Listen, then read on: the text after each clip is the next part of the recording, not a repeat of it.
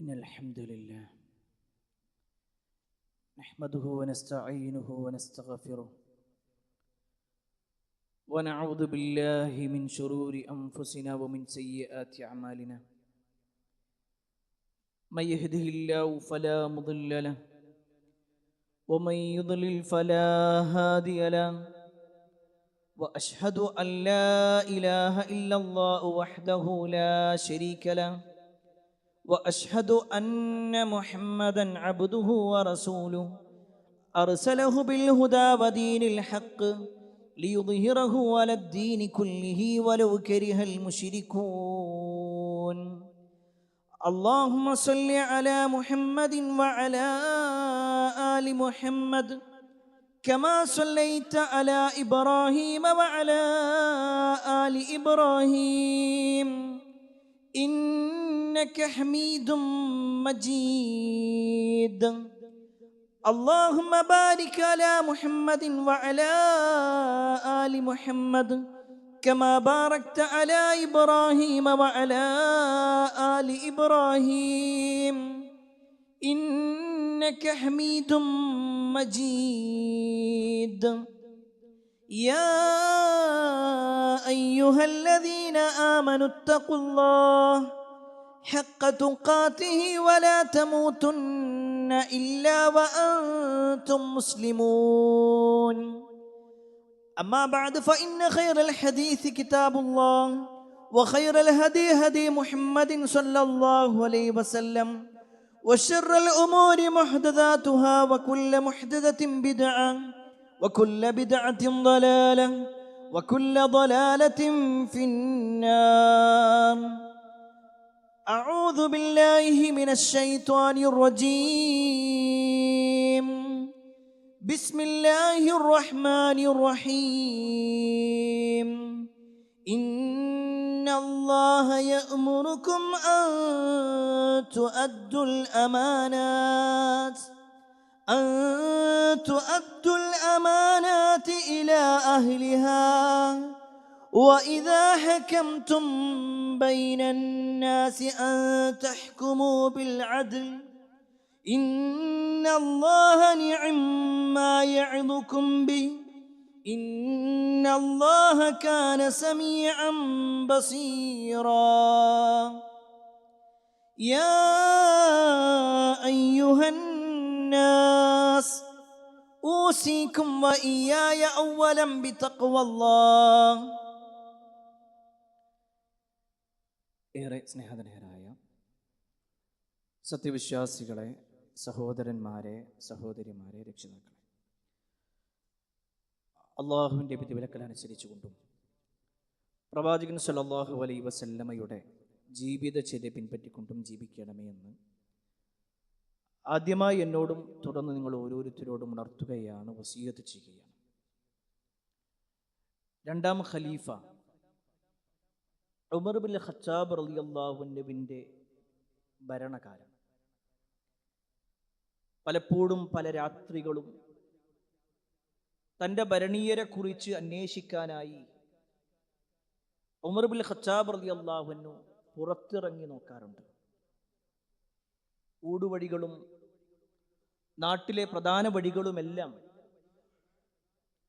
അദ്ദേഹം തൻ്റെ നിശാപ്രയാണത്തിലൂടെ കാണുകയും അവിടെ പ്രയാസം അനുഭവിക്കുന്നവരുടെ പ്രയാസങ്ങൾ ദൂരീകരിച്ചു കൊടുക്കുകയും ചെയ്യാറുണ്ട്. ഒരു ദിവസം ഉമർ ബിൻ ഖത്താബ് റളിയല്ലാഹു അൻഹു ഒരു വഴിയിലൂടെ പോകുമ്പോൾ നല്ല തണുപ്പുള്ള സമയം ഒരു ചെറുപ്പക്കാരൻ ഒരു കരിമ്പടം പുതച്ചുകൊണ്ട് ഒരു ഭാഗത്ത് കരഞ്ഞുകൊണ്ടിരിക്കുന്നത് കണ്ടു. ഉമർ ബിൻ ഖത്താബ് റളിയല്ലാഹു അൻഹു ആ മനുഷ്യന്റെ അടുക്കിലേക്ക് ചെന്ന് നോക്കുമ്പോൾ തൊട്ടടുത്ത് ചെറിയ ഒരു ടെന്റ് കെട്ടി അതിൻ്റെ ഉള്ളിൽ നിന്നും ഒരു സ്ത്രീയുടെ കരച്ചിലും ഉമർ റളിയല്ലാഹു അൻഹു കേട്ടു. ആ മനുഷ്യനെ പരിചയമില്ലാത്തത് കൊണ്ട് തന്നെ ഉമർ റളിയല്ലാഹു അൻഹു അയാളുടെ അടുത്തേക്ക് ചെന്ന് ചോദിച്ചു, നിങ്ങൾ ആരാ? നിങ്ങളെ ഇവിടെ എവിടെയും കണ്ടു പരിചയമില്ലല്ലോ. അയാൾ പറഞ്ഞു, ഞാൻ ഇന്ന ഒരു നാട്ടുകാരനാണ്. ആ നാട്ടിൽ ജീവിക്കാൻ പ്രയാസമായതുകൊണ്ടും നല്ല ഒരു ജോലി ലഭിക്കണമെന്ന ഉദ്ദേശത്തിലൊക്കെയായി മദീനയിലേക്ക് വന്നതാണ്. ഇവിടെ വന്നു കഴിഞ്ഞാൽ എൻ്റെ പല പ്രയാസങ്ങൾക്കും ഒരു രക്ഷ ലഭിക്കും എന്നുള്ളത് പലരും പറഞ്ഞു. അങ്ങനെ ഞാൻ എത്തിപ്പെട്ടതാണ്. പക്ഷെ ഇപ്പോഴും ഞാൻ വലിയ ബുദ്ധിമുട്ടിലാണുള്ളത്. ഉമർ റളിയല്ലാഹു അൻഹു വീണ്ടും അയാളുടെ കാര്യങ്ങൾ അന്വേഷിച്ചു നോക്കിയപ്പോൾ ഒരു ദരിദ്രനായ ഒരു മനുഷ്യൻ ആ ടെന്റിന്റെ ഉള്ളിലാവട്ടെ അയാളുടെ ഭാര്യ ഗർഭിണിയായി പ്രസവ വേദന അനുഭവിച്ച് കിടക്കണം. അയാൾ വീണ്ടും കരയാൻ തുടങ്ങി. ഉമർ റളിയല്ലാഹു അൻഹു അയാളെ സമാധാനിപ്പിച്ചു പറഞ്ഞു, ഞാൻ ഇപ്പൊ വരാം.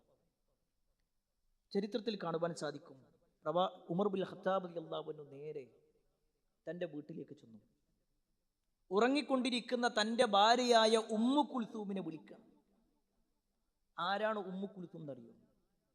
മഹദിയായ ഫാത്തിമ റളിയല്ലാഹു അൻഹയുടെ അലി റളിയല്ലാഹു അൻഹുവിൻ്റെ മകൾ, പ്രവാചക കുടുംബത്തിൽപ്പെട്ട പ്രവാചകന്റെ പേരക്കുട്ടിയാണ്. അവരെയാണ് ഉമർ റളിയല്ലാഹു അൻഹു കല്യാണം കഴിച്ചിട്ടുള്ളത്. ഭാര്യയെ വിളിച്ചുകൊണ്ട് പറഞ്ഞു, അള്ളാഹുവിൻ്റെ അടുക്കൽ വലിയ ഒരു പ്രതിഫലം നിനക്ക് കിട്ടാനുണ്ട്, താല്പര്യമുണ്ടോ എൻ്റെ കൂടെ പോരാ? അവർ ചോദിച്ചു, എന്താണ്? ഉമർ റളിയല്ലാഹു അൻഹു തൊട്ട് മുമ്പ് കണ്ട രംഗങ്ങളും ആ സ്ത്രീ അനുഭവിക്കുന്ന പ്രയാസങ്ങളും പറഞ്ഞു. ഉടനെ പ്രവാചകന്റെ പേരക്കുട്ടിയായ ഉമ്മു കുൽസൂം റളിയല്ലാഹു അൻഹ തൻ്റെ കയ്യിൽ കുറച്ച് ഭാണ്ഡക്കെട്ടുകൾ എടുത്ത് അതിൽ വേണ്ട തുണികൾ വെച്ച് ഒരു വയറ്റാട്ടിയുടെ റോൾ എടുക്കാൻ വേണ്ടി എല്ലാ സൗകര്യങ്ങളുമായിട്ട് തയ്യാറായി. ഉമർ ഇബ്നു ഖത്താബ് റളിയല്ലാഹു അൻഹു ആകട്ടെ വീട്ടിലുള്ള കുറച്ച് മാവും കുറച്ച് മാംസവും എടുത്തു. ഭാര്യയും ഭർത്താവും കൂടി പുറപ്പെടുകയാണ്. ഉമർ റളിയല്ലാഹു അൻഹു ഒരു ഭാഗത്തിരുന്നു. ആ മനുഷ്യന്റെ അടുത്തെത്തി ഒരു ഭാഗത്തിരുന്നു. അവിടെ ഇരുന്നു കൊണ്ട് ഭക്ഷണം പാകം ചെയ്യാൻ തുടങ്ങി, റൊട്ടികൾ ഉണ്ടാക്കാൻ തുടങ്ങി. ആ മനുഷ്യനാകട്ടെ ഒരു ഭാഗത്ത് ഇങ്ങനെ കൂനിക്കൂടി ഉമറിനെ നോക്കിക്കൊണ്ടിരിക്കുകയാണ്.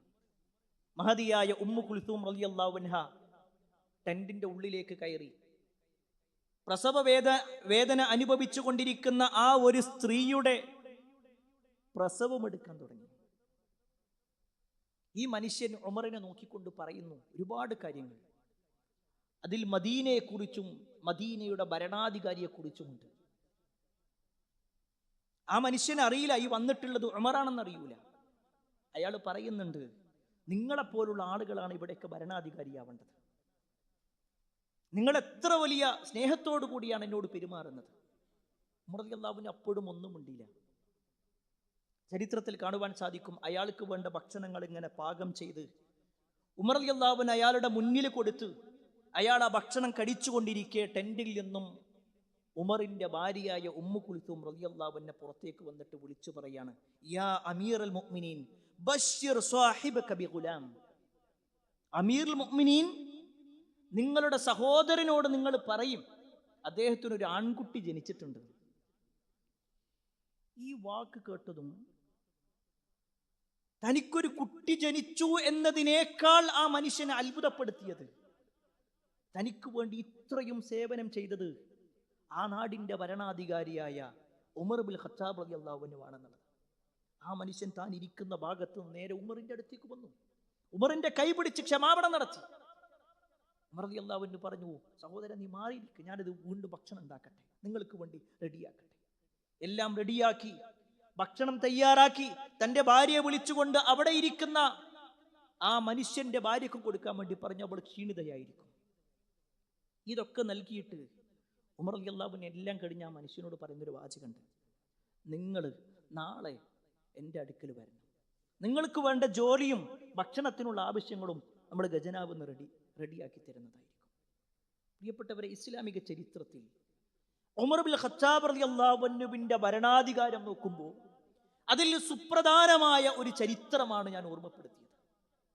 പലപ്പോഴും ഏത് ഭരണാധികാരികളെ കുറിച്ച് പറയുമ്പോഴും ഉമറിന്റെ ഭരണമാണ് ഞങ്ങൾ ആവശ്യപ്പെടുന്നത് എന്നും ഞങ്ങൾ ആഗ്രഹിക്കുന്നത് എന്നും ലോകത്തിന്റെ വിവിധ ഭാഗങ്ങളിൽ നിന്ന് ആളുകൾ ആ ഒരു പേര് പറയാനുള്ള കാരണം ഉമർ ഇബ്നുൽ ഖത്താബ് റളിയല്ലാഹു അൻഹു അധികാരം ഒരു അലങ്കാരമായി കൊണ്ട് നടന്നതല്ല, മറിച്ച് അത് വലിയ ഒരു ഉത്തരവാദിത്തമായി കൊണ്ട് ഏറ്റെടുത്തത്. ഇങ്ങനെ ഒരു ആമുഖ ചരിത്രം ഓർമ്മപ്പെടുത്താനുള്ള കാരണം കഴിഞ്ഞ കുറച്ച് ദിവസങ്ങളായി നമ്മുടെ നാട്ടിൽ ഒരുപാട് ചർച്ചകൾ നടന്നുകൊണ്ടിരിക്കുന്നുണ്ട്. അധികാരത്തിനു വേണ്ടിയുള്ള ചർച്ചകൾ, നേതൃത്വത്തിന് വേണ്ടിയിട്ടുള്ള ചർച്ചകൾ. എന്നാൽ ഇവിടെ ഒരു മനുഷ്യൻ എന്ന നിലയ്ക്ക്, അല്ല ഒരു മുസ്ലിം എന്ന നിലയ്ക്ക് നമ്മൾ ചില കാര്യങ്ങൾ മനസ്സിലാക്കേണ്ടതുണ്ട്. ഞാൻ ഓർമ്മപ്പെടുത്തുന്നത് ഒരിക്കലും ഏതെങ്കിലും ഒരു മുഖ്യമന്ത്രി പദത്തെക്കുറിച്ചോ മന്ത്രിസ്ഥാനത്തെക്കുറിച്ചോ MLA സ്ഥാനത്തെക്കുറിച്ചോ MP സ്ഥാനത്തെക്കുറിച്ചോ അല്ല, മറിച്ച് ഏതെല്ലാം അധികാരത്തിലുണ്ടോ, സ്വന്തം കുടുംബത്തിന്റെ അധികാരം ഏറ്റെടുത്ത ആളാണെങ്കിലും, ഒരു ഭാര്യ ഭർത്താവിന്റെ റോൾ ഏറ്റെടുത്ത ആളാണെങ്കിലും, ഒരു കൂട്ടായ്മയുടെ ഉത്തരവാദിത്തം ഏറ്റെടുത്ത ആളാണെങ്കിലും, ഒരു പള്ളിയുടെ ഉത്തരവാദിത്തം ഏറ്റെടുത്ത ആളാണെങ്കിലും, ഒരു സ്ഥാപനത്തിന്റെ ഉത്തരവാദിത്തം ഏറ്റെടുത്ത ആളാണെങ്കിലും, എല്ലാവർക്കും ചില ഉത്തരവാദിത്തങ്ങൾ, അവർ ശ്രദ്ധിക്കേണ്ട ചില കാര്യങ്ങളുണ്ട്. അതിൽ ഏറ്റവും പ്രധാനപ്പെട്ട വിഷയം ഭരണാധികാരി എന്ന് പറഞ്ഞാൽ, ഒരു അധികാരം നേടിയവരെന്ന് പറഞ്ഞാൽ അത് വലിയ ഒരു കാവലായിക്കൊണ്ടാണ് ഇസ്ലാം പഠിപ്പിക്കുന്നത്, വലിയ ഒരു ഉത്തരവാദിത്തമായിട്ടാണ് ഇസ്ലാം പഠിപ്പിക്കുന്നത്. അതുകൊണ്ട് നബി സല്ലല്ലാഹു അലൈഹി വസല്ലം പറഞ്ഞത്, കുല്ലുക്കും റാഇൻ വകുല്ലുക്കും മസ്ഊലുൻ അൻ റഅയതിഹി. നിങ്ങളെല്ലാവരും നിങ്ങളുടെ ഭരണീയരുടെ കാര്യത്തിൽ ചോദ്യം ചെയ്യപ്പെടുന്നവരാണ്. നിങ്ങളെല്ലാവരും ഭരണാധികാരികളാണ്. എല്ലാവരോടും പറയുന്നത്. അത് ഏതെങ്കിലും പ്രധാനപ്പെട്ട ചില ആളുകളുടെ പേര് പറഞ്ഞിട്ടല്ലേ പറയുന്നത്. നിങ്ങളെല്ലാവരും ഭരണാധികാരികൾ. നിങ്ങളുടെ ഭരണീയരെ കുറിച്ച് നിങ്ങളോട് ചോദ്യം ചെയ്യപ്പെടും. എന്നിട്ട് നബി സല്ലല്ലാഹു അലൈഹി വസല്ലം പറയുന്നുണ്ട്, ഒരു ഇമാം, ഒരു ഉത്തരവാദിത്വം ഏറ്റെടുത്ത ഭരണാധികാരി, അയാളുടെ ഭരണീയരെ കുറിച്ച് ചോദ്യം ചെയ്യപ്പെടും. ഒരു വാപ്പ തന്റെ മക്കളുമായി ബന്ധപ്പെട്ടുകൊണ്ട് ചോദ്യം ചെയ്യപ്പെടും. ഒരു സ്ത്രീ അവളുടെ വീടുമായി ബന്ധപ്പെട്ടുകൊണ്ട് ചോദ്യം ചെയ്യപ്പെടും. ആ ഒറ്റ പേടിയാണ് ഉമർ ബിൻ ഖത്താബ് റളിയല്ലാഹു അൻഹു വിളിച്ചപ്പോഴേക്ക് ഉമ്മു കുൽസൂം റളിയല്ലാഹു അൻഹ എഴുന്നേറ്റത്. അവർക്ക് വേണമെങ്കിൽ പറഞ്ഞൂടെ, ഞാനിവിടെ ഉറക്കണ്ട്, നല്ല ഉറക്ക് വരുന്ന സമയമാണ്, ഇന്നതിനൊന്നും വേണ്ട, നിങ്ങളല്ലേ ഭരണാധികാരി. ഇല്ല. ഉമർ റളിയല്ലാഹു അൻഹു എന്തുകൊണ്ട് ഭാര്യനെ വിളിച്ചു? ഞാൻ ഒരു ഉത്തരവാദിത്തം ഏറ്റെടുത്താൽ അതിൽ എൻ്റെ ഭാര്യ കൂടി എന്നെ സഹായിക്കുന്നവളാവണം. ആ ഒരു നിലക്ക് ഉമർ ബിൻ ഖത്താബ് റളിയല്ലാഹു അൻഹു വിളിച്ചിട്ടുണ്ടെങ്കിൽ, പ്രിയപ്പെട്ടവരെ, നമ്മൾ മനസ്സിലാക്കേണ്ട ഏറ്റവും പ്രധാനപ്പെട്ട കാര്യം, നമ്മൾ എല്ലാവരും ചില ഉത്തരവാദിത്തം ഏറ്റെടുത്തവരല്ലേ. എല്ലാവരും ഏറ്റെടുത്തിട്ടുണ്ട്.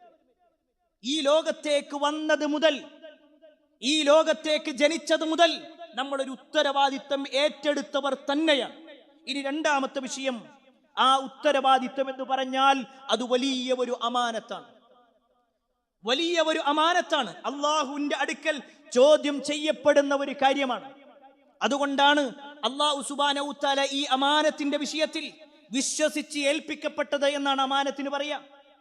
ആ അമാനത്തിന്റെ വിഷയത്തിൽ പർവ്വതങ്ങൾക്ക് വേണ്ടി പർവ്വതങ്ങളോട് പറഞ്ഞു അമാനത്ത് ഏറ്റെടുക്കാൻ. പർവ്വതങ്ങൾ സ്വീകരിച്ചില്ല.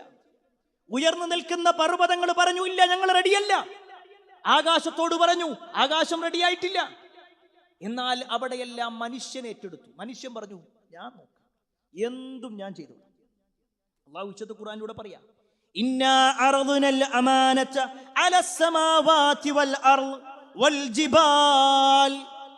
അല്ലാഹു സുബ്ഹാനഹു വ തആല അമാനത്തിനെ, ഉത്തരവാദിത്തത്തെ ആകാശങ്ങൾക്ക് മുന്നിൽ വെച്ചു, ഭൂമിക്ക് മുന്നിൽ വെച്ചു, ജിബാലിന്റെ മുന്നിൽ, പർവ്വതങ്ങളുടെ മുന്നിൽ വെക്കുകയുണ്ടായി. ഫഅബൈന, ആ ആകാശവും ഭൂമിയും പർവ്വതങ്ങളുമെല്ലാം വിസമ്മതം കാണിച്ചു. അയ്യഹ്മിൽനഹ, അത് സ്വീകരിക്കുന്നതിൽ, അത് വഹിക്കുന്നതിൽ, അത് ഏറ്റെടുക്കുന്നതിൽ അവരെല്ലാവരും പേടിയോടുകൂടി മാറി നിന്നു. എന്നിട്ട് പറയാണ്, വഅസ്ഫഖന മിൻഹാ വഹമലഹൽ ഇൻസാൻ. അവർക്ക് വല്ലാത്ത ഒരു പേടി, അവർ വിസമ്മതം കാണിച്ചു മാറി നിന്നു. എന്നാൽ വഹമലഹൽ ഇൻസാൻ, മനുഷ്യൻ പറഞ്ഞു, ഇങ്ങോട്ട് തന്നു, ഞാൻ നോക്കിക്കോളാം. അധികാരത്തിന്റെ വിഷയം അങ്ങനെയാണ്. എന്തിന്റെയും ഒരു രണ്ടാളുണ്ടെങ്കിൽ ആ രണ്ടാളുകൾക്കിടയിൽ ഒരാൾ അധികാരിയായി മാറുന്നുണ്ടെങ്കിൽ, ഒരു മുതലാളിയും തൊഴിലാളിയും ഉണ്ടെങ്കിൽ, അയാൾക്ക് ആ വല്ലാത്ത ഒരു ലഹരിയാണത് അധികാരം എന്ന് പറഞ്ഞാൽ. അതുകൊണ്ടാണ് ലക്ഷങ്ങൾ കിട്ടുന്ന ജോലി ഒഴിവാക്കിക്കൊണ്ട്, തന്റെ ജോലി ഒഴിവാക്കിക്കൊണ്ട് പലരും എന്തുകൊണ്ട് അധികാരത്തിന് വേണ്ടി ഇറങ്ങുന്നു? ഒരു പക്ഷേ അയാൾക്ക് ലഭിക്കുന്ന സാലറിയുടെ 10% പോലും അയാൾ ഒരു സ്ഥാനത്തിലെത്തിക്കഴിഞ്ഞാൽ, ഒരു നേതാവായി കഴിഞ്ഞാൽ കിട്ടാനില്ല. പിന്നെയും എന്തുകൊണ്ട് ഇറങ്ങുന്നു എന്ന് ചോദിച്ചാൽ, അധികാരം എന്ന് പറയുന്ന ലഹരി, നാലാളുടെ മുന്നിൽ പറയാൻ പറ്റുന്ന ഒരു സ്റ്റാറ്റസ്, നാലാളുകൾ എന്റെ മുന്നിൽ വന്നുകൊണ്ട് തലചൊറിഞ്ഞുകൊണ്ട് തന്റെ ആവശ്യങ്ങൾ പറയും, അതിൽ കിട്ടുന്ന വല്ലാത്ത ഒരു ആത്മനിർവൃതി, അതൊരു അലങ്കാരമായിട്ടാ പലരും. ആ പേരിന്റെ കൂടെ ഇങ്ങനെ MLA, MP, മുഖ്യമന്ത്രി എന്നിങ്ങനെ പേര് വെക്കാനാണെങ്കിൽ അത് കേവലം ഒരു വാക്കല്ല, അത് കേവലം ഒരു സ്ഥാനമല്ല, മറിച്ച് വലിയ ഒരു ഉത്തരവാദിത്തമായി, ഒരു അമാനത്തായി കൊണ്ടാണ് പഠിപ്പിച്ചത്. അതുകൊണ്ടാണ് നമ്മുടെ മുൻഗാമികൾക്കൊക്കെ വല്ലാത്ത പേടിയായിരുന്നു ഒരു അധികാരം ഏറ്റെടുക്കുക എന്ന വിഷയത്തിൽ. 3 ആളുകൾ പോകുമ്പോ അതിൽ ഒരാൾ നേതാവാകണം, അമീറാകണം എന്ന് പറയുമ്പോൾ അതുപോലും ഞാനാവല്ലേ എന്നാഗ്രഹിച്ചവരായിരുന്നു നമ്മുടെ മുൻഗാമികൾ. നിങ്ങൾക്കറിയോ, റസൂലുള്ളാഹി സ്വല്ലല്ലാഹു അലൈഹി വസല്ലം വഫാത്തായപ്പോൾ ഇസ്ലാമിന്റെ ഖിലാഫത്ത് ഏൽപ്പിക്കപ്പെട്ടത് അബൂബക്കർ സിദ്ദീഖ് റളിയല്ലാഹു അൻഹുവിനാണ്. ഞാൻ ആ വാചകം ബോധപൂർവമാണ് പറയുന്നത്. ഏൽപ്പിക്കപ്പെട്ടത്. അദ്ദേഹം പറഞ്ഞതല്ല നിങ്ങളെല്ലാവരും കൂടി എന്നെ ജയിപ്പിക്കണം എന്നല്ല പറഞ്ഞു, ഏൽപ്പിക്കപ്പെട്ടതായിരുന്നു. അങ്ങനെ എല്ലാവരും ഐക്യകണ്ഠേന തീരുമാനിച്ച് അബൂബക്കർ സിദ്ദീഖ് റളിയല്ലാഹു അൻഹു ജനങ്ങൾക്ക് മുന്നിൽ ഒന്നാമതായി കൊണ്ട് ഒരു ഭരണാധികാരിയായി എഴുന്നേറ്റ് നിന്നുകൊണ്ട് പറയുന്ന ഒരു വാചകമുണ്ട്. അയ്യുഹന്നാസ്, അല്ലയോ ജനങ്ങളെ, ഫഇന്നീ ഖദ് ഉല്ലീതു അലൈക്കും വലസ്തു ബിഖൈരിക്കും. ഞാൻ നിങ്ങളുടെ ഒരു നേതൃത്വം ഏറ്റെടുക്കപ്പെട്ട ഒരു അവസ്ഥയിലാണുള്ളത്. പക്ഷേ വലസ്തു ബിഖൈരിക്കും, ഞാൻ നിങ്ങളെക്കാൾ ഉത്തമനൊന്നുമല്ല, ഞാൻ നിങ്ങളെക്കാൾ ഉത്തമനല്ല. ആരാ പറയുന്നത്? റസൂലുള്ളാഹി സ്വല്ലല്ലാഹു അലൈഹി വസല്ലം കഴിഞ്ഞാൽ ഈ ഉമ്മത്തിലെ ഏറ്റവും ഖൈറാര് എന്ന ചോദ്യത്തിന് സഹാബത്തിന് മറ്റൊരു മറുപടി ഉണ്ടായിട്ടില്ല. അവരൊക്കെ പറഞ്ഞത് അബൂബക്കർ, അബൂബക്കർ, അബൂബക്കർ തന്നെയാണ്. പക്ഷെ എന്നിട്ടും അദ്ദേഹം പറയുന്നു വലസ്തു ബിഖൈരിക്കും, ഞാൻ നിങ്ങളെക്കാൾ ഉത്തമനൊന്നുമല്ല. ഫഇൻ അഹ്സൻതു ഫഅയ്നുനി, ഞാൻ നിങ്ങൾക്ക് നല്ലത് ചെയ്യുകയാണെങ്കിൽ നിങ്ങൾ എന്നെ സഹായിക്കണം കേട്ടോ. ഞാൻ നിങ്ങൾക്ക് നല്ലത് ചെയ്യാണോ, നിങ്ങൾ എന്നെ സഹായിക്കണം. വഇൻ അസഅതു ഫഖവ്വിമൂനി, ഞാൻ നിങ്ങൾക്ക് മോശമായി എന്റെ റൂട്ടിൽ നിന്ന് മാറിപ്പോകുകയാണെങ്കിൽ എന്നെ നിങ്ങൾ നേരെ നടത്തണം, നേരെ നടത്തണം. ചരിത്രത്തിൽ കാണുവാൻ സാധിക്കും അവിടേക്ക് ആളുകൾ ഇടപെടുന്നുണ്ട്. അവിടെയാണ് പ്രിയപ്പെട്ടവരെ അബൂബക്കർ സിദ്ദീഖ് റളിയല്ലാഹു അൻഹു വലിയ സ്ഥാനത്ത് ഏറ്റെടുത്തിട്ട് പോലും ഞാൻ ഉത്തമനാണെന്നല്ല പറയണത്. എൻ്റെ അടുത്ത് വല്ല പോരായ്മ ഉണ്ടെങ്കിൽ എനിക്ക് പറഞ്ഞു തരണം.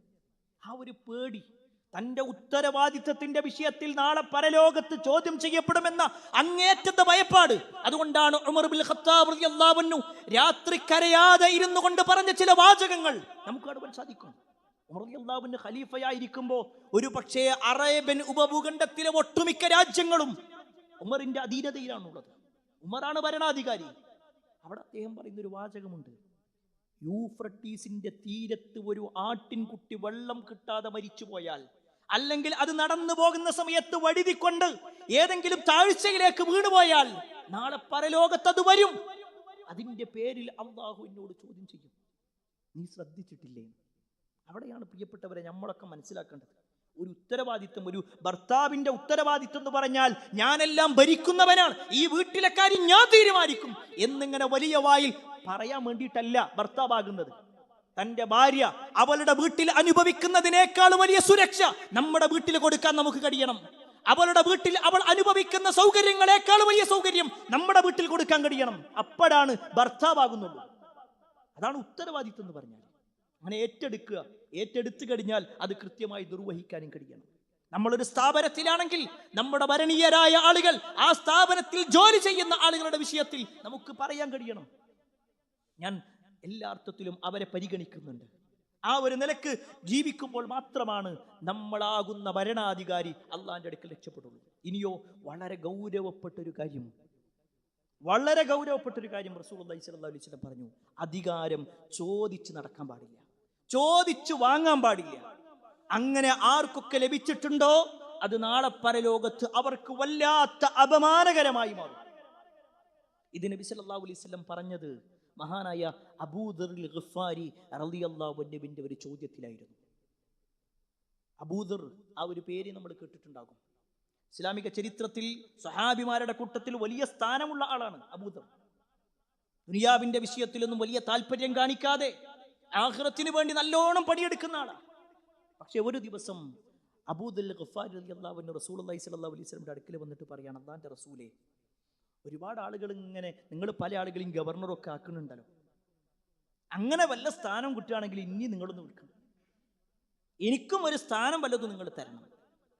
ആ സമയത്ത് റസൂലുള്ളാഹി സ്വല്ലല്ലാഹു അലൈഹി വസല്ലം അബൂദറിന്റെ തോളിൽ പിടിച്ചിട്ട് പറയാണ്, യാ അബൂദർ ഇന്നക ദഈഫ്. അബൂദറെ, നിങ്ങളൊരു ദുർബലനാണ്. അദ്ദേഹത്തിന്റെ ദൗർബല്യം എന്ന് പറഞ്ഞാൽ ഒരിക്കലും അദ്ദേഹത്തിന് ഈമാനില്ല എന്നല്ല, അദ്ദേഹത്തിന് കഴിവില്ല എന്നല്ല, മറിച്ച് ഒരു അധികാരത്തിന്റെ ഉത്തരവാദിത്വം ഏറ്റെടുത്തുകൊണ്ട് ഒരു നേതൃപാദവം ആ ഒരു നിലക്ക് ഇടപെടാൻ കഴിയുന്ന ഒരാളല്ല. എന്നിട്ട് നബി സല്ലല്ലാഹു അലൈഹി വസല്ലം പറയാണ് വഇന്നഹാ അമാന. ആ ഒരു സ്ഥാനം എന്ന് പറഞ്ഞാൽ അതൊരു അമാനത്താണ്, അത് വിശ്വസിച്ച് ഏൽപ്പിക്കപ്പെട്ടതാണ്. വഇന്നഹാ യൗമൽ ഖിയാമ ഖിസ്യും വനദാമ. അത് ഏറ്റെടുത്തിട്ട് അത് കൃത്യമായിട്ട് നിർവഹിച്ചിട്ടില്ലെങ്കിൽ നാളെ പരലോകത്ത് അങ്ങേയറ്റത്തെ ഖേദവും അപമാനവുമായിരിക്കും. അതുകൊണ്ട് ഇല്ലാമൻ അഖദഹ ബിഹഖിഹ, അതിന്റെ ഉത്തരവാദിത്തം കൃത്യമായി നിർവഹിക്കാത്ത ആളുകൾക്ക്. ഇവിടെ റസൂലുള്ളാഹി സ്വല്ലല്ലാഹു അലൈഹി വസല്ലം കൃത്യമായിട്ട് പറയാണ്. പ്രിയപ്പെട്ടവരെ, ഞാൻ വീണ്ടും ഓർമ്മപ്പെടുത്തുന്നു, ഇതൊരിക്കലും ഒരു രാഷ്ട്രീയപരമായ ഉത്തരവാദിത്വത്തിന്റെ കാര്യത്തിലല്ല ഈ വാചകങ്ങളൊക്കെ നമ്മൾ മനസ്സിലാക്കേണ്ടത്. നമ്മളാകുന്ന ഉത്തരവാദിത്തം ഏറ്റെടുത്തവരുണ്ട്. നമ്മുടെ കുടുംബത്തിന്റെ വിഷയത്തിലും സ്ഥാപനത്തിന്റെ വിഷയത്തിലും പള്ളിയുടെ വിഷയത്തിലും കൂട്ടായ്മയുടെ വിഷയത്തിലും നമ്മൾ ഉൾക്കൊള്ളുന്ന ഏതെല്ലാം കമ്മ്യൂണിറ്റി ഉണ്ടോ അതിൻ്റെ എല്ലാം ഏതൊക്കെയോ ഭാഗത്ത് നമ്മളുണ്ട് എങ്കിൽ ഈ പറഞ്ഞ ഉത്തരവാദിത്തങ്ങൾ കൃത്യമാകണം. അതുപോലെ തന്നെ നാലാമത്തെ വിഷയം, നീതിയോടുകൂടി വർത്തിക്കാൻ കഴിയണം. പലപ്പോഴും ഖേദകരമെന്ന് പറയട്ടെ, പലപ്പോഴും പല അധികാരം കിട്ടിക്കഴിഞ്ഞാൽ തന്നെ അധികാരത്തിലേക്ക് എത്തിച്ച ആളുകൾക്ക് പ്രത്യേകമായ പരിഗണന, അങ്ങനെയാണ് പലരും ഉള്ളത്. ഒരിക്കലും ഒരു വിശ്വാസിയെ സംബന്ധിച്ചിടത്തോളം അത് പറ്റൂല എന്ന്. കാരണം അധികാരം എന്നുള്ളത് അർഹരായവരിലേക്ക് എത്തിക്കാനുള്ള ഒരു വഴിയാണ്. അവകാശങ്ങൾ അർഹരിലേക്ക് കൊടുക്കേണ്ടത്. അനർഹമായി കൊണ്ട് സമ്പാദിക്കുവാനോ അനർഹമായി കൊണ്ട് കൊടുക്കുവാനോ അനീതിയായി കൊണ്ട് പ്രവർത്തിക്കാനോ പാടില്ല. ആ വിഷയത്തിൽ നമ്മുടെ ആയത്ത് മനസ്സിലാക്കണം. ഞാൻ തുടക്കത്തിൽ ഓതി വെച്ച ആയത്ത് അല്ലാഹു സുബ്ഹാനഹു വതആല പറയാ, ഇന്നല്ലാഹ യഅ്മുറുക്കും അൻ തുഅദ്ദുൽ അമാനാതി ഇലാ അഹ്ലിഹാ വഇദാ ഹകംതും ബൈനൻ നാസ് അൻ തഹ്കുമൂ ബിൽ അദ്ൽ. ഇന്നല്ലാഹ യഅ്മുറുക്കും, അല്ലാഹു സുബ്ഹാനഹു വതആല നിങ്ങളോട് കൽപ്പിച്ചിരിക്കുകയാണ്, അൻ തുഅദ്ദുൽ അമാനാത്, അമാനത്തുകൾ വിശ്വസിച്ച് ഏൽപ്പിക്കപ്പെട്ടത് അതിന്റെ അവകാശികൾക്ക് നിങ്ങൾ നൽകണേ. ഇലാ അഹ്ലിഹാ വഇദാ ഹകംതും ബൈനൻ നാസ് അൻ തഹ്കുമൂ ബിൽ അദ്ൽ, നിങ്ങൾ ആളുകൾക്കിടയിൽ ഏതെങ്കിലും നിയമങ്ങൾ വർത്തിക്കുകയാണെങ്കിൽ, നിയമങ്ങൾ പറയുകയാണെങ്കിൽ, അൻ തഹ്കുമൂ ബിൽ അദ്ൽ, നിങ്ങൾ നീതിയോടുകൂടി വർത്തിക്കണം. ജനങ്ങൾക്ക് നിയമം പറയാണോ എന്നാൽ നീതിയോടുകൂടിയായിരിക്കണം. ജനങ്ങളുടെ വിഷയത്തിൽ ഉത്തരവാദിത്വം ഏറ്റെടുത്തിട്ടുണ്ടോ ആ അമാനത്ത് കൃത്യമായി നിർവഹിക്കണം. ഈ ആയത്തിറങ്ങാനുണ്ടായ സാഹചര്യം കൂടി നമ്മളത് മനസ്സിലാക്കണം. റസൂലുള്ളാഹി സ്വല്ലല്ലാഹു അലൈഹി വസല്ലമ മദീനയിൽ നിന്ന് മക്കയിലേക്ക് വരികയാണ് മക്ക വിജയത്തിന് വേണ്ടി. മക്ക വിജയവുമായി ബന്ധപ്പെട്ടുകൊണ്ട് റസൂലുള്ളാഹി സ്വല്ലല്ലാഹു അലൈഹി വസല്ലമ എത്തി. പ്രവാചകൻ സല്ലല്ലാഹു അലൈഹി വസല്ലമ കഅബത്തിന്റെ പരിസരത്തുണ്ടായിരുന്ന 300 ചില്ലാനം വരുന്ന ബിംബങ്ങളെ മുഴുവൻ അവിടെ നിന്ന് നീക്കി. എന്നിട്ട് പ്രവാചകൻ സല്ലല്ലാഹു അലൈഹി വസല്ലമ കഅബത്തിന്റെ ഉള്ളിലേക്ക് കയറാൻ നോക്കുമ്പോൾ കഅബയുടെ കവാടം അടക്കപ്പെട്ടിട്ടുണ്ട്, കഅബയുടെ വാതിൽ അടക്കപ്പെട്ടു. നബി സല്ലല്ലാഹു അലൈഹി വസല്ലമ ചോദിച്ചു, ആരുടെ കയ്യിലാണ് കഅബയുടെ താക്കോലുള്ളത്? അവര് പറഞ്ഞു, അത് ഉസ്മാൻ ഇബ്നു തുൽഹന്റെ കയ്യിലാണ്. ചരിത്രത്തിൽ കാണുവാൻ സാധിക്കും, ഓരോ ഗോത്രത്തിനും ഓരോ ഉത്തരവാദിത്തങ്ങൾ ഏൽപ്പിക്കപ്പെട്ടിട്ടുണ്ട്. അതിൽ ഒരു ഗോത്രത്തിന്റെ ഉത്തരവാദിത്തമാണ് കഅബയുടെ വാതിൽ അത് കൃത്യമായി ബന്ധിക്കലും അതിന്റെ ഉള്ളിലുള്ള കാര്യങ്ങൾ നോക്കുക എന്നുള്ളത്. അത് ഉസ്മാൻ ഇബ്നു തുൽഹ എന്ന് പറയുന്ന വ്യക്തിയുടെ കയ്യിലാണ്. അയാളാകട്ടെ മുശ്രിക്കുമാണ്. റസൂലുള്ളാഹി സ്വല്ലല്ലാഹു അലൈഹി വസല്ലം അലി റളിയല്ലാഹു അൻഹു വിളിച്ചിട്ട് പറഞ്ഞു, അയാളുടെ അടുക്കൽ നിന്ന് ആ താക്കോലൊന്ന് വാങ്ങി വരാൻ. അലി റളിയല്ലാഹു അൻഹു ചെന്ന് ഉസ്മാൻ ഇബ്നു തുൽഹയോട് പറഞ്ഞു, നബി സല്ലല്ലാഹു അലൈഹി വസല്ലം പറഞ്ഞിട്ടുണ്ട് ആ താക്കോല് തരാൻ വേണ്ടി. അയാൾ പറഞ്ഞു, തരൂല, ഇത് ഞങ്ങളുടെ അവകാശമാണ്, തരൂല. ചരിത്രത്തിൽ കാണുവാൻ സാധിക്കും, അലി റളിയല്ലാഹു അൻഹു ഒരു ബലപ്രയോഗത്തിലൂടെ അയാളുടെ കയ്യിൽ നിന്ന് വാങ്ങി. ഇത് നബി സല്ലല്ലാഹു അലൈഹി വസല്ലം അറിയുന്നില്ല. അലി റളിയല്ലാഹു അൻഹു വന്ന് നേരെ പ്രവാചകന്റെ കയ്യിൽ ഇത് കൊടുത്തു. നബി സല്ലല്ലാഹു അലൈഹി വസല്ലമ കഅബയുടെ വാതിൽ തുറന്നു. അതിന്റെ ഉള്ളിലും കുറച്ച് ബിംബങ്ങൾ ഉണ്ടായിരുന്നു, അതും മാറ്റപ്പെട്ടു. എന്നിട്ട് പ്രവാചകൻ സല്ലല്ലാഹു അലൈഹി വസല്ലം അതിന്റെ ഉള്ളിൽ വെച്ചുകൊണ്ട് 2 റക്അത്ത് നമസ്കരിച്ചു, കഅബയുടെ ഉള്ളിൽ വെച്ചുകൊണ്ട്. അത് കഴിഞ്ഞ് പ്രവാചകൻ സല്ലല്ലാഹു അലൈഹി വസല്ലം പുറത്തേക്ക് ഇറങ്ങി. വാതിൽ വീണ്ടും പഴയ പോലെ ബന്ധിച്ചു. പ്രവാചകന്റെ കയ്യിലാണ് കഅബയുടെ താക്കോൽ ഇങ്ങനെയുള്ളത്. ഉടനെ നബി സല്ലല്ലാഹു അലൈഹി വസല്ലമയുടെ എളാപ്പയായ അബ്ബാസ് റളിയല്ലാഹു അൻഹു മുന്നിലേക്ക് വന്നു. എന്നിട്ട് പറഞ്ഞു, അല്ലാഹുവിന്റെ റസൂലേ, അതിന്റെ കയ്യിൽ തരും, അതിന്റെ കയ്യിൽ തരും, ഞാൻ നോക്കിക്കോളാം. മക്കക്കാർക്കിടയിൽ വലിയ സ്ഥാനമുള്ള ആള് തന്നെയാണ് അബ്ബാസ് റളിയല്ലാഹു അൻഹു. നബി സല്ലല്ലാഹു അലൈഹി വസല്ലമ നോക്കി നിൽക്കെ പ്രവാചകനിലേക്ക് ഒരു വഹി ഇറക്കപ്പെടുകയാണ്. ഇന്നല്ലാഹ യഅ്മുറുക്കും അൻ തുഅദ്ദുൽ അമാനാതി ഇലാ അഹ്ലിഹാ. അമാനത്തുകൾ വിശ്വസിച്ചേൽപ്പിക്കപ്പെട്ടത് അതിന്റെ ആളുകൾക്ക് തന്നെ കൊടുക്കണം. നിങ്ങൾ നീതിയോടുകൂടി വർത്തിക്കണം. അന്നും കഅബയുടെ കവാടത്തിന്റെ വാതിലുള്ളത് മുശ്രിക്കിന്റെ കയ്യിലാണെന്നറിയാം. നബി സല്ലല്ലാഹു അലൈഹി വസല്ലമ പറഞ്ഞു, അലി റളിയല്ലാഹുവിന്റെ കയ്യിൽ കൊടുത്തിട്ട് പറയാണ്, ഇത് തിരിച്ച് നിങ്ങൾ വാങ്ങിയ ആളുടെ തന്നെ കൊണ്ടുപോയി കൊടുക്കണം. അയാളോട് ചില ഉദുറുകളും നിങ്ങൾ പറയണം. ചരിത്രത്തിൽ കാണുവാൻ സാധിക്കും, അലി റളിയല്ലാഹു അൻഹു ഉസ്മാൻ ഇബ്നു ത്വലഹന്റെ അടുത്തേക്ക് വന്നു. ഉസ്മാൻ ഇബ്നു ത്വലഹന്റെ കയ്യിലേക്ക് ഈ വാതിലിന്റെ താക്കോല് കൊടുക്കുമ്പോൾ അയാൾ നിരസിച്ചു. എനിക്ക് വേണ്ട. അയാൾ ദേഷ്യം പിടിച്ചു. അയാൾ പറയുന്നുണ്ട്, കുറച്ചു മുമ്പ് നിങ്ങൾ തട്ടിപ്പറിച്ചു കൊണ്ടുപോകുക, ഇപ്പൊ തിരിച്ചു കൊണ്ടുവരിക, ഇതിന്റെ ആവശ്യം എനിക്കില്ല. അല്ലാത്ത ദേഷ്യത്തിലാണ് അയാൾ സംസാരിച്ചത്. ആ സമയത്ത് അലി ഇബ്നു അബീ ത്വാലിബ് റളിയല്ലാഹു അൻഹു പറയാണ്, യാ ഉസ്മാൻ, ലഖദ് അൻസലല്ലാഹു തആല ഫീ ശഅനിക ഖുർആന. നിങ്ങളുടെ കാര്യത്തിൽ അല്ലാഹു ആയത്തിറക്കിയിട്ടുണ്ട്. അഥവാ ഞാൻ വന്നത് ഉസ്മാൻ ഇബ്നു ത്വലഹ അത്ഭുതപ്പെട്ടു പോയി. എന്റെ കാര്യത്തിലോ, മുശ്രിക്കായി കിടക്കുന്ന എന്റെ കാര്യത്തിലോ? അലി റളിയല്ലാഹു അൻഹു ആയത്തിന്റെ ഓതി കൊടുത്തു.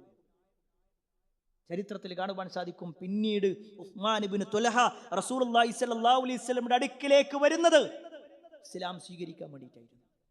പ്രിയപ്പെട്ടവരെ, ഈ ഒരു ചരിത്രം നമ്മെ ബോധ്യപ്പെടുത്തുന്ന ഒരു കാര്യമുണ്ട്. ഒരു ഉത്തരവാദിത്വം ഏറ്റെടുത്തു കഴിഞ്ഞാൽ അത് കൃത്യമായി കൊണ്ട് നിർവഹിക്കാൻ നമുക്ക് കഴിയും. നീതിയോടുകൂടി വർത്തിക്കാൻ കഴിയണം.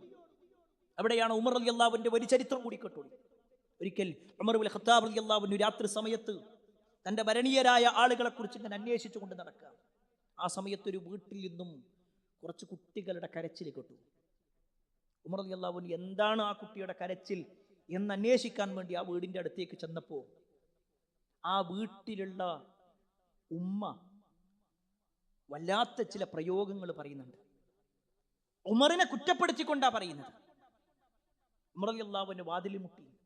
അവർ വാതിൽ തുറന്നു. ഉമർ റളിയല്ലാഹു അൻഹു നോക്കുമ്പോൾ അവരുടെ വീടിന്റെ അടുപ്പിന്റെ ഭാഗത്ത് ഒരു കലം വെച്ചിട്ടുണ്ട്. ഉമർ ചോദിച്ചു, ഇതെന്താ? അവർ പറഞ്ഞു, ദിവസങ്ങളായി എൻ്റെ മക്കൾ പട്ടിണിയില്ല, അവർക്ക് നല്ലൊരു ഭക്ഷണം കൊടുക്കാനില്ല, അവർ വല്ലാതെ കരയുമ്പോൾ ഞാനിതിലേക്ക് വെള്ളമൊഴിച്ചുകൊണ്ട് ഈ പാത്രത്തിൽ വെള്ളം നിറച്ച് കയ്യിലുകൊണ്ട് ഇങ്ങനെ അങ്ങോട്ടും ഇങ്ങോട്ടൊക്കെ ഇങ്ങനെ ഇളക്കും. എൻ്റെ മക്കൾ വിചാരിക്കും കുറച്ച് കഴിഞ്ഞാൽ ഭക്ഷണം കിട്ടും. അങ്ങനെ വിശന്നുകൊണ്ട് എൻ്റെ മക്കൾ കരയും. ഇതാണ് ഇങ്ങനെ നടന്നുകൊണ്ടിരിക്കുന്നത്. അവിടെയാണ് വല്ലാത്ത വിഷമം വന്നപ്പോഴാണ് ആ സ്ത്രീ ഉമറിനെ കുറിച്ച്, ഉമറിന്റെ ഭരണത്തെക്കുറിച്ച് ഒരു ആക്ഷേപത്തിന്റെ വാക്ക് പറഞ്ഞത്. റളിയല്ലാഹു അൻഹു അവിടെ നിൽക്കാൻ തോന്നിയില്ല. അദ്ദേഹം വേഗം തന്റെ വീട്ടിലേക്ക് ചെന്നു. അദ്ദേഹത്തിന്റെ കൂടെ അസ്ലം റളിയല്ലാഹു അൻഹു ഉണ്ടായിരുന്നു. ഉമർ റളിയല്ലാഹു അൻഹു തന്റെ വീട്ടിലെടുത്തു വെച്ചിട്ടുള്ള, തനിക്ക് കഴിക്കാൻ വേണ്ടി മാറ്റി വെച്ചിട്ടുള്ള ഒരു ഗോതമ്പിന്റെ ചാക്ക് തന്റെ ചുമലിൽ വെച്ചു.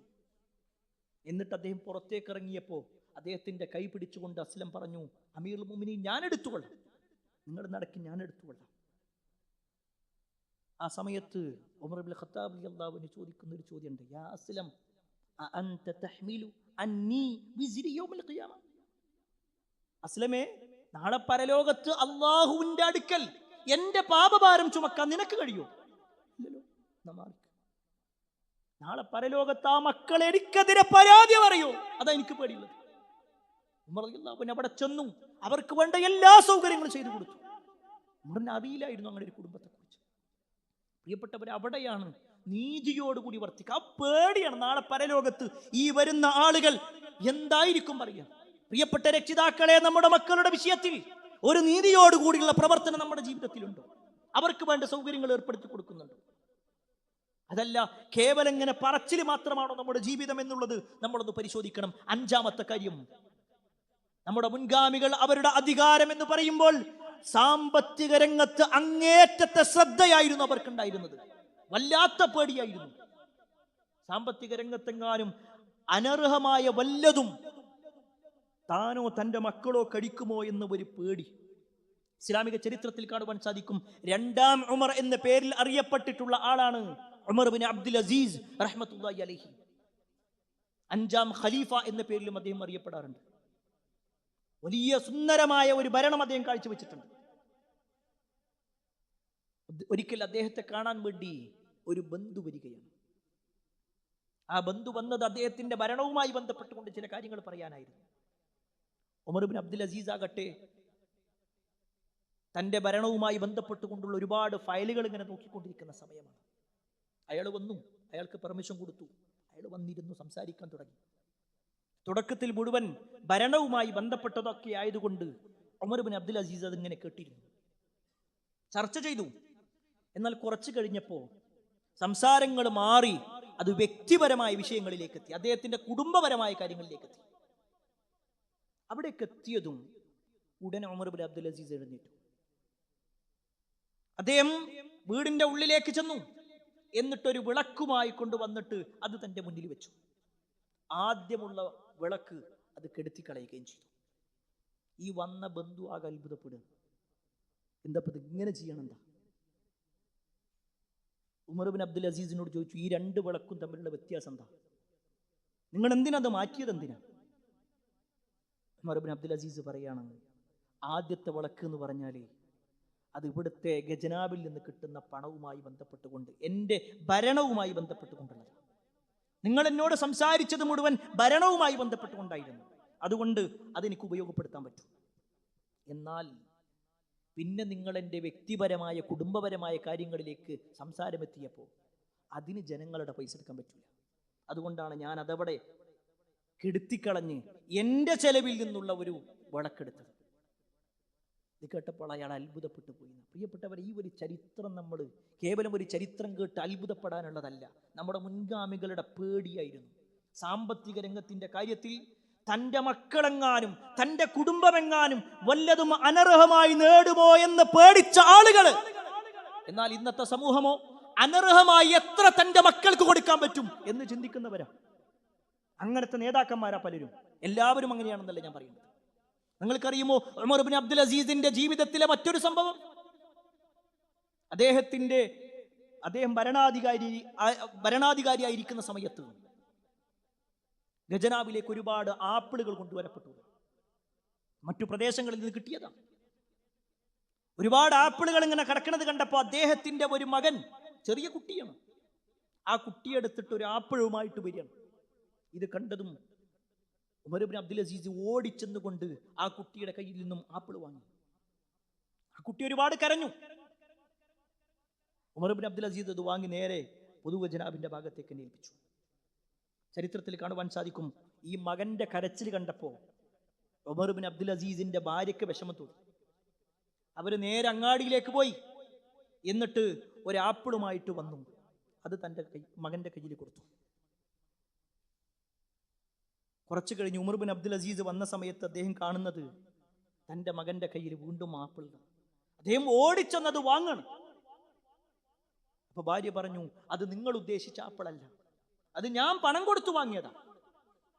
അദ്ദേഹം ആ ആപ്പിൾ മകന്റെ കയ്യിൽ തിരിച്ചു കൊടുത്തു. എന്നിട്ട് കരഞ്ഞുകൊണ്ട് പറയുന്ന ഒരു വാചകമുണ്ട്, വല്ലാഹി ലഖദ് ഇൻതസഅതുഹാ മിൻ ഫീ ഇബ്നി വകഅന്നമാ അൻതസിഹ മിൻ ഖൽബി. അല്ലാഹുവേ, നീ തന്നെയാണ് സത്യം.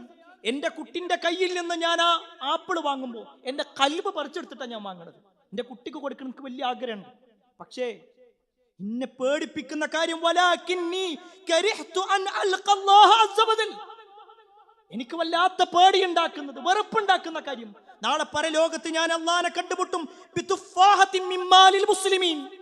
മുസ്ലിമിന്റെ സമ്പത്തിൽ നിന്ന് ഒരു ആപ്പിൾ കയ്യിൽ പിടിച്ചുകൊണ്ട് നാളെ പരലോകത്ത് അള്ളാന്റെ മുന്നിൽ നിൽക്കുന്ന പേടിയാണ് എനിക്കുള്ളത്. അല്ലാത്ത വാക്കാണ് അതൊക്കെ. പ്രിയപ്പെട്ടവർ, അവിടെയാണ് നമ്മളൊക്കെ പരിശോധിക്കേണ്ടത്. നമ്മുടെയൊക്കെ ജീവിതത്തിൽ അനർഹമായത് ഒന്നുമില്ല എന്ന് ഉറപ്പിക്കാൻ കഴിയും. നമ്മളൊരു ഉത്തരവാദിത്തം ഏൽപ്പിച്ചിട്ടുണ്ടെങ്കിൽ ആ ഉത്തരവാദിത്തം കൃത്യമായി നമ്മൾ നിർവഹിക്കണം.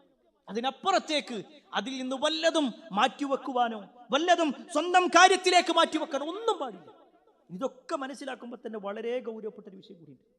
ഒരാൾ അധികാരം ഏറ്റെടുത്ത് കൃത്യമായിട്ട് നിർവഹിക്കുമ്പോൾ ആ അധികാരം ഏറ്റെടുത്ത ആളുകളെ അങ്ങേയറ്റം ഒന്നുമല്ലാതാക്കാനുള്ള വാക്കുകളുമായി കടന്നു വരുന്നവർ, ആക്ഷേപങ്ങളുമായി കടന്നു വരുന്നവർ, കൃത്യമായി കൊണ്ട് ആ അധികാരം നിർവഹിക്കാൻ സമ്മതിക്കാത്ത ആളുകൾ സമൂഹത്തിൽ കാണാൻ കഴിയും. അത് എന്തിൻ്റെയാണെങ്കിലും ഒരു സമൂഹത്തിന്റെ ഉത്തരവാദിത്തം ഏറ്റെടുത്തു, ഒരു സംഘടനയുടെ ഉത്തരവാദിത്തം ഏറ്റെടുത്തു, ഒരു പള്ളിയുടെ ഉത്തരവാദിത്തം ഏറ്റെടുത്തു, ഒരു കുടുംബത്തിന്റെ ഉത്തരവാദിത്തം ഏറ്റെടുത്തു. എന്ത് തന്നെയാണെങ്കിലും അവർക്കെതിരെ ആരോപണങ്ങളുമായിട്ട് വരിക എന്നത് വലിയ ഗൗരവമുള്ള വിഷയം. അത് നിസ്സാരമായൊരു കാര്യമല്ല. വ്യക്തമായ തെളിവുകളില്ലാതെ ആക്ഷേപങ്ങൾ പറയുമ്പോൾ നമ്മൾ കൃത്യമായി മനസ്സിലാക്കേണ്ട ഒരു കാര്യമുണ്ട്. പരലോകത്ത് അല്ലാഹുവിന്റെ അടുക്കൽ നമ്മൾ നമ്മുടെ നാവിൽ നിന്ന് വരുന്നൊരു വാക്കല്ലത്, നമ്മുടെ പരലോകത്ത് സ്വർഗവും നരകവും തീരുമാനിക്കുന്ന ഒരു കാര്യമാണ്. അതുകൊണ്ട് തന്നെ നേതൃത്വത്തിലുള്ള ആളുകളെ കുറിച്ച് ആക്ഷേപങ്ങൾ പറയുന്നത് വലിയ ഗൗരവത്തോടു കൂടി ഇസ്ലാം പഠിപ്പിക്കുന്നു. അങ്ങനത്തെ ഒരു വാക്ക് സംസാരിക്കുവാൻ പാടില്ല എന്ന് മാത്രമല്ല, അവർക്ക് വേണ്ടി പ്രാർത്ഥിക്കുക എന്നുള്ളതാണ് ഇസ്ലാം പഠിപ്പിച്ചത്. അവർക്ക് വേണ്ടി പ്രാർത്ഥിക്കുക. ഇസ്ലാമിക ചരിത്രത്തിൽ കാണുവാൻ സാധിക്കും, മഹാനായ ഇമാം അഹ്മദ് ബിൻ ഹംബൽ റഹ്മത്തുള്ളാഹി അലൈഹി, അദ്ദേഹം ജീവിച്ചിരിക്കുന്ന കാലഘട്ടത്തിലെ ഭരണാധികാരികൾ ഇസ്ലാമിന്റെ കാര്യത്തിൽ അങ്ങേയറ്റം എതിർപ്പുമായി കൊണ്ട് കടന്നു വന്ന ആളുകളാണ്. പുതിയ പുതിയ കുറെ കാര്യങ്ങളുമായി കടന്നു വന്നവരാണ്. ചരിത്രത്തിൽ കാണുവാൻ സാധിക്കും, അദ്ദേഹം പറയാണ്, ലൗ കാനത് ലീ ദഅവത്തുൻ മുസ്തജാബ, എനിക്കെങ്ങാനും ഉത്തരം കിട്ടുന്ന ഒരു പ്രാർത്ഥനയുണ്ടാകുമായിരുന്നെങ്കിൽ ലജഅൽതുഹാ ഫി സുൽത്താൻ, എന്റെ ഭരണാധികാരിക്ക് വേണ്ടി ഞാൻ പ്രാർത്ഥിക്കുമായിരുന്നു, അദ്ദേഹത്തിന്റെ ഖൈറിന് വേണ്ടിയിട്ട്. ആ ഒരു വാക്ക് ആളുകൾ ചോദിച്ചു, എന്തിനാ നിങ്ങൾ അങ്ങനെ പ്രാർത്ഥിക്കേണ്ടത്? അദ്ദേഹം പറയാണ്, ഞാൻ എനിക്ക് വേണ്ടി പ്രാർത്ഥിച്ചാൽ അത് എനിക്ക് മാത്രം ഉണ്ടാകുക, എന്നാൽ ആ ഭരണാധികാരി നന്നായി കഴിഞ്ഞാൽ ഒരു നാട് മുഴുവൻ നന്നാകും. എത്ര സുന്ദരമാണ് ആ വാക്കുകളൊക്കെ. അതുകൊണ്ട് പ്രിയപ്പെട്ടവരെ, വളരെ ഗൗരവപ്പെട്ട വിഷയം. നമ്മൾ എന്തെങ്കിലുമൊക്കെ വിളിച്ചു പറയാം, മറ്റുള്ളവരെ കുറിച്ചൊക്കെ ആക്ഷേപങ്ങൾ പറയാം, സാമ്പത്തിക ആരോപണങ്ങൾ പറയാം, മറ്റു ഇതര ആരോപണങ്ങൾ പറയാം. വളരെ ഗൗരവപ്പെട്ട വിഷയമാണ്. അത്തരത്തിലുള്ള സംസാരങ്ങൾ ഒരു വിശ്വാസിയുടെ നാവിൽ നിന്ന് ഉണ്ടാകുകയില്ല എന്നുകൂടി നമ്മൾ മനസ്സിലാക്കുക. ഈ പറഞ്ഞ ഓരോ വിഷയങ്ങളും അമാനത്തുമായി, ഉത്തരവാദിത്തവുമായി, അധികാരവുമായി ബന്ധപ്പെട്ടുകൊണ്ടുള്ളതാണ്. നമ്മളെ ഏൽപ്പിക്കപ്പെട്ട ഉത്തരവാദിത്തങ്ങൾ കൃത്യമായി നിർവഹിച്ച് മുന്നോട്ട് പോകുക. അല്ലാഹു സുബ്ഹാനഹു വതആല അത്തരത്തിലുള്ള ആളുകളിൽ നമ്മെ ഏവരെയും ഉൾപ്പെടുത്തുമാറാവട്ടെ. അൽഹംദുലില്ലാഹി, അൽഹംദുലില്ലാഹി റബ്ബിൽ ആലമീൻ, വസ്സലാത്തു വസ്സലാമു അലാ റസൂലില്ലാഹ് വഅലാ ആലിഹി വഅസ്ഹാബിഹി അജ്മഈൻ, അമ്മാ ബഅദ്. പ്രിയപ്പെട്ട സഹോദരങ്ങളെ, സത്യവിശ്വാസികളെ, അല്ലാഹുവിൻ്റെ വിധിവിലക്കുകൾ അനുസരിച്ചുകൊണ്ടും പ്രവാചകൻ സല്ലല്ലാഹു അലൈഹി വസല്ലമയുടെ ജീവിതചര്യ പിൻപറ്റിക്കൊണ്ടും ജീവിക്കണമേ എന്ന് ഒരിക്കൽ കൂടി എന്നോടെന്ന പോലെ നിങ്ങൾ ഓരോരുത്തരോടും ഉണർത്തുകയാണ്, വസിയത്ത് ചെയ്യുകയാണ്. ദുൽഖഅദ് മാസം അതിൻ്റെ അവസാന ദിവസങ്ങളിലേക്കെത്തി. ഏതാനും ദിവസങ്ങൾ കഴിഞ്ഞാൽ പരിശുദ്ധമാക്കപ്പെട്ട ദുൽഹിജ്ജ മാസത്തിലേക്ക് നമ്മൾ പ്രവേശിക്കുകയാണ്. ആ ദുൽഹിജ്ജ മാസം എന്ന് പറയുമ്പോൾ ഒരുപാട് നന്മകൾ ചെയ്യാനുള്ള അവസരങ്ങൾ കൂടിയാണ്. പ്രത്യേകിച്ച് ദുൽഹിജ്ജയിലെ ആദ്യത്തെ 10 ദിവസങ്ങൾ വലിയ പുണ്യമുള്ള ദിവസങ്ങളായി കൊണ്ടാണ് പരിചയപ്പെടുത്തിയിട്ടുള്ളത്. നബി സല്ലല്ലാഹു അലൈഹി വസല്ലം പറയാണ്, മാ മിൻ അയ്യാമിൻ അൽ അമലു സ്വാലിഹ് ഫീഹിന്ന അഹബ്ബു ഇലല്ലാഹി മിൻ ഹാദിഹിൽ അയ്യാമിൽ അശ്ർ. ആ ഒരു 10 ദിവസങ്ങളിലുള്ള കർമ്മങ്ങൾ എന്ന് പറഞ്ഞാൽ മറ്റുള്ള ഒരു കർമ്മങ്ങളെ പോലും ഇല്ല. അവിടെ പ്രത്യേകം പരിഗണനീയമാണ് എന്ന ഒരു ആശയത്തിൽ റസൂലുള്ളാഹി സ്വല്ലല്ലാഹു അലൈഹി വസല്ലമ അതിലുള്ള നന്മകളെ കുറിച്ച് പറഞ്ഞപ്പോൾ സ്വഹാബത്ത് ചോദിക്കാണ്, വലൽ ജിഹാദു ഫീ സബീലില്ലാ, അള്ളാന്റെ മാർഗത്തിലുള്ള ജിഹാദിനേക്കാൾ വലിയ പുണ്യമാണോ ആ 10 ദിവസങ്ങൾ? നബി സല്ലല്ലാഹു അലൈഹി വസല്ലം പറയാണ്, വലൽ ജിഹാദു ഫീ സബീലില്ലാ, അള്ളാന്റെ മാർഗത്തിൽ ജിഹാദ് ചെയ്യുന്നതിനേക്കാളും പുണ്യമാണ്. എങ്ങനെയുള്ള ജിഹാദല്ല? ഇല്ലാ റജുലുൻ ഖറജ ബിനഫ്സിഹി വമാലി ഫലം യർജി മിൻ ദാലിക ബിശൈഇ.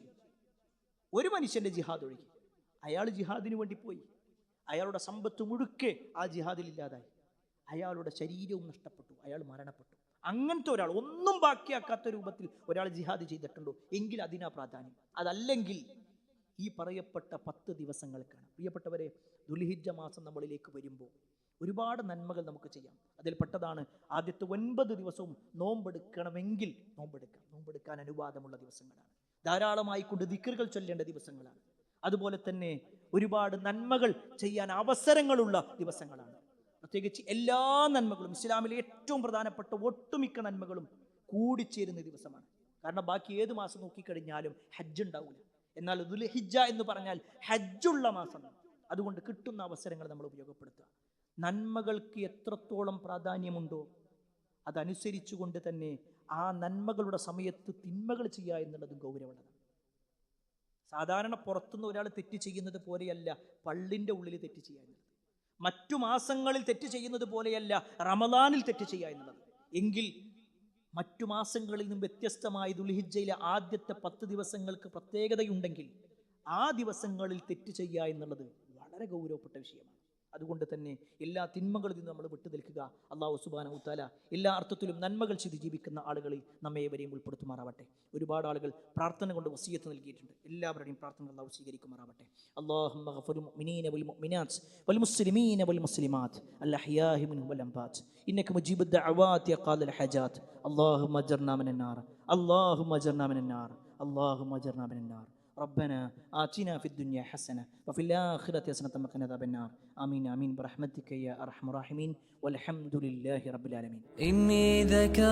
അറിവിന്റെ ലോകത്തേക്ക് പുതിയ വാതായനങ്ങൾ തുറന്ന് ജമീൽ ഓൺലൈൻ ലൈബ്രറി ആപ്പ് നിങ്ങളിലേക്ക്. വായനയുടെ വിസ്മയ ലോകം ഇനി താങ്കളുടെ മൊബൈൽ ഫോണിൽ ലഭ്യം. ജമീൽ ഓൺലൈൻ ലൈബ്രറി മൊബൈൽ ആപ്ലിക്കേഷനിലെ പ്രത്യേകം തയ്യാറാക്കിയ ഡോക്യുമെന്റ് സെക്ഷൻ താങ്കളുടെ ഒഴിവ് സമയങ്ങളെ ഏറെ വിജ്ഞാനപ്രദമാക്കും. വിവിധ വിഷയങ്ങളിലുള്ള പുസ്തകങ്ങൾ, ലഘുലേഖകൾ, വീഡിയോ തുടങ്ങി വായനയ്ക്ക് മാറ്റുകൂട്ടുന്ന അനേക വിഭവങ്ങളുമായി Jameel app.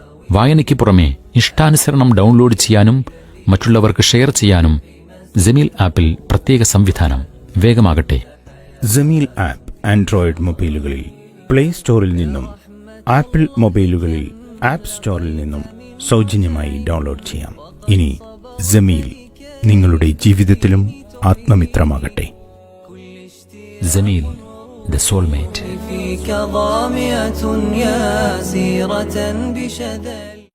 Peace Radio. Tune to reality.